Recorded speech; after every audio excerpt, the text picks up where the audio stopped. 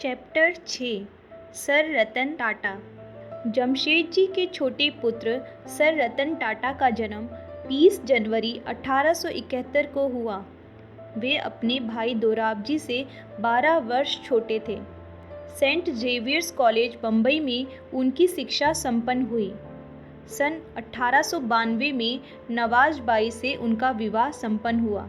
शादी के बाद रतन ने पत्नी सहित अपने माता पिता के साथ एस्प्लेनेड हाउस में रहना शुरू किया।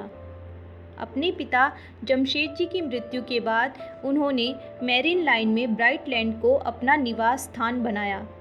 उन्होंने बाद में अपने लिए वॉडबी रोड पर एक शानदार भवन का निर्माण कराया, जो सन 1915 में बनकर तैयार हुआ। इस भवन में वे कुछ ही महीने रह पाए। उसके बाद वे अपने इलाज के लिए इंग्लैंड चले गए और फिर वहां से लौट ना पाए। अपने पिता जमशेदजी की मृत्यु के बाद उन्होंने फ्रांस की एक बीमा कंपनी, जिसकी टाटा एंड सन्स भारत में एजेंट थी, का कार्य करना शुरू किया। उन्होंने टाटा एंड कंपनी, जो कपड़ा, धागा, रेशम, मोती तथा चावल आदि का व्यवसाय करती थी, का कामकाज भी संभाला। इसकी पेरिस, शंघाई, कोबे, न्यूयॉर्क तथा रंगून में शाखाएं थीं। टाटा एंड सन्स के कामकाज से यद्यपि सर रतन टाटा संबद्ध थे, लेकिन इसका ज़्यादातर उत्तरदायित्व उनके बड़े भाई दोराबजी पर था तथा वे ही अधिकांश जिम्मेदारियां का निर्वहन करते थे। रतन ने माहिम एवं बांद्रा में भू अर्जन में विशेष रुचि ली तथा बाद में यह कार्य सरकार ने अपने हाथ में ले लिया। सर रतन टाटा का सामाजिक जीवन भी व्यवस्थाओं से भरा था। उनकी यात्राओं में काफ़ी रुचि थी। अपने जीवन के उत्तरार्ध में प्रति वर्ष उन्होंने अपना ज़्यादा समय इंग्लैंड में बिताया। वे कार्लटन क्लब लंदन के सदस्य थे तथा इंग्लैंड की ऊंची सोसाइटी में एक सम्मानित सदस्य गिने जाते थे। सन 1906 में उन्होंने इंग्लैंड में लंदन के नज़दीक ट्विकेनहम में स्थित यॉर्क हाउस को खरीद लिया तथा इससे सटे 12 एकड़ के क्षेत्रफल में एक सुंदर बगीचा विकसित किया।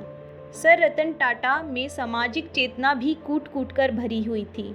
महात्मा गांधी के नेतृत्व में दक्षिण अफ्रीका में अंग्रेजों की जाति के विरुद्ध संघर्ष के महत्व की उन्हें पूरी जानकारी थी।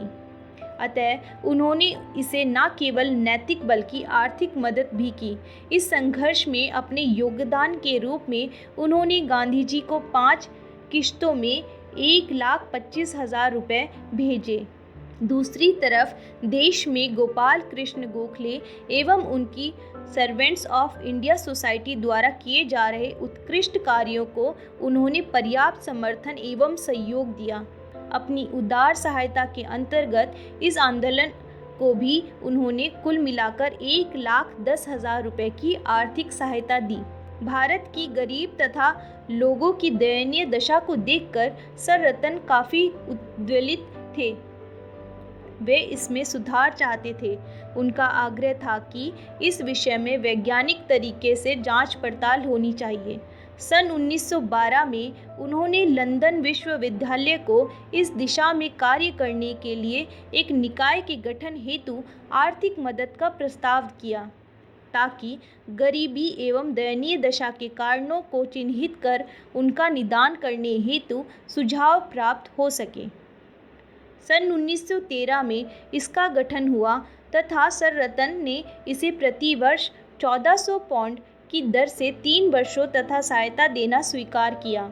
सन 1916 में यह 5 वर्षों के लिए बढ़ा दिया गया। यह भुगतान उनकी मृत्यु के बाद भी सन 1931 तक उनके ट्रस्टियों द्वारा किया जाता रहा। कई अभ्यर्थियों ने इस क्षेत्र में अनुसंधान किया तथा अपने पेपर प्रस्तुत किए। सर रतन टाटा ने लंदन स्कूल ऑफ इकोनॉमिक्स में सोशल साइंसेज में अध्ययन हेतु इसका विभाग खोलने के लिए भी आर्थिक मदद मुहैया कराई। यह नया विभाग सन 1919 में Ratan Tata department of social sciences कहलाया। बाद में लंदन स्कूल ऑफ इकोनॉमिक्स ने इसकी पूरी जिम्मेदारी संभाल ली तथा तदनुसार ही इसका नाम भी परिवर्तित कर दिया। भारत के अतीत में भी रतन की काफ़ी रुचि थी। सन 1912 में बिहार एवं उड़ीसा में पुरातात्विक सर्वेक्षण एवं उत्खनन हेतु उन्होंने आर्थिक सहायता देने का प्रस्ताव किया। तदनुरूप एक पाटलिपुत्र में गहन उत्खनन डॉक्टर A.B. स्पूनर की देखरेख में किया गया। सन 1913 में 1917 तक इस कार्य के लिए सर रतन टाटा ने 75,000 रुपये की मदद की। इस उत्खनन में कई सिक्कों, टेराकोटा की सामानों के अलावा अन्य बहुमूल्य सामग्री मिली, जो आज भी पटना म्यूजियम में संरक्षित है। सर रतन टाटा काफ़ी उदार हृदय थे। किसी भी ऐसे कार्य के लिए उन्होंने मुक्त हस्त दान दिया जिससे वे प्रभावित हुए। प्राकृतिक आपदाओं जैसे बाढ़, अकाल अथवा भूकंप की स्थिति में राहत हेतु उन्होंने अपना भरपूर योगदान किया। इसके अलावा सार्वजनिक स्मारकों, स्कूलों एवं अस्पतालों को भी उन्होंने काफ़ी आर्थिक सहायता प्रदान की। जॉर्ज पंचम एंड ट्यूबरकुलोसिस लीग को उन्होंने 10 वर्षों तक 10,000 रुपये की प्रति वर्ष की आर्थिक मदद की।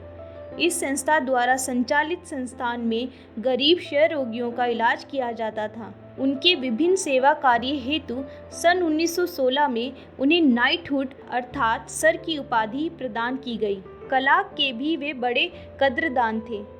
देश एवं विदेश में अपनी यात्राओं के दौरान वे तस्वीरों, तेल चित्रों, बंदूकों, तलवारों, चांदी के पात्रों, हस्तलिपियों, पात्रों एवं कालीनों का संग्रह करते रहते थे, जो कला एवं शिक्षा की दृष्टि से महत्वपूर्ण थे। बाद में उन्होंने यह संग्रह Prince of Wales Museum, Bombay को सौंप दिया। सन 1916 में सर रतन चीन एवं जापान की यात्रा पर गए।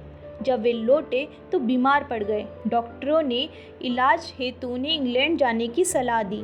अपनी पत्नी नवाजबाई एवं सचिव P.P. मिस्त्री के साथ वे अक्टूबर सन 1916 में इंग्लैंड रवाना हुए। रास्ते में उनका जहाज जर्मनी के तारपीड़ों का शिकार हो गया। यद्यपि अन्य सभी यात्रियों के साथ रतन जी को भी बचा लिया गया, लेकिन रास्ते में हुई इस देरी का उनके स्वास्थ्य पर बहुत बुरा असर पड़ा। सितंबर 1918 में सेंट एब्स, कॉर्नवॉल में उनका निधन हो गया। ब्रुकवुड सेमेट्री, लंदन में उनके पिता की समाधि के पास ही उनकी भी समाधि बनी है। सर रतन टाटा निसंतान थे। अपनी वसीयत में अपनी संपत्ति का काफ़ी बड़ा हिस्सा उन्होंने परोपकार के कार्यों के लिए समर्पित कर दिया था।